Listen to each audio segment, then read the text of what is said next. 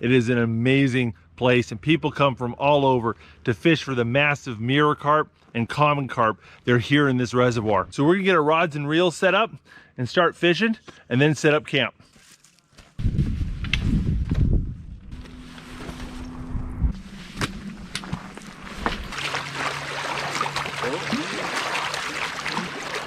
You got him. Oh.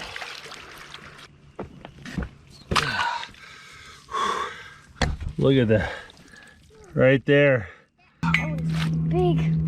Oh, yeah, he's chunky. Carp fishing bivvy. It's a tent specifically designed for carp fishermen.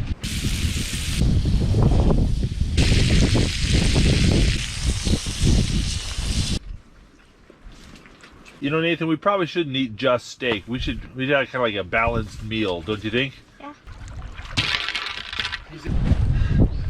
24 pounds.